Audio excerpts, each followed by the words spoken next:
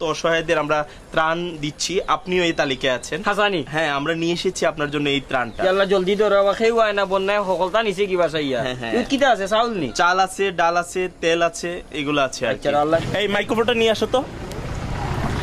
আপনাকে প্রথম যে কাজটা করতে হবে, আমাদের সংস্থার নাম বলবেন, পরে আমাদের ধন্যবাদ জানাবেন। সংস্থার নাম কি আপনার?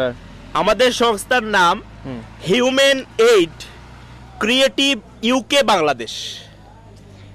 ধন্যবাদ। হুমায়ুন এইড কিটা খরচ বাংলাদেশ।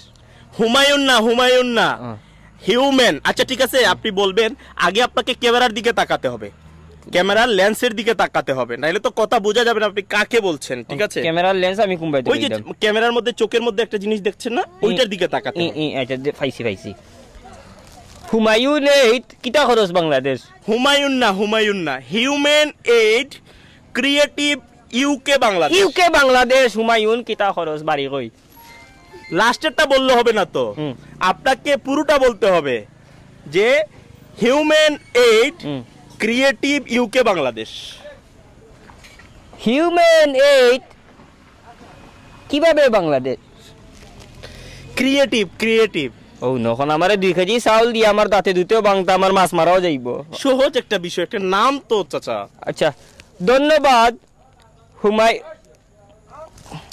হুমায়ুন না হিউম্যান আর হুমায়ুন তো এক হতো। আপনাকে আমি লাস্ট বার বলে দিচ্ছি, সুন্দর করে বলবেন। না আমার তোমার চাউল গুণ হোগি একবার ট্রাই করেন, যে কারণ আপনি যদি আমার সংস্থার নাম না বলেন আমি কিভাবে প্রচার করব। আচ্ছা হ্যাঁ, প্রচার করতে হলে আমার সংস্থার নাম আপনাকে বলতে হবে। Human aid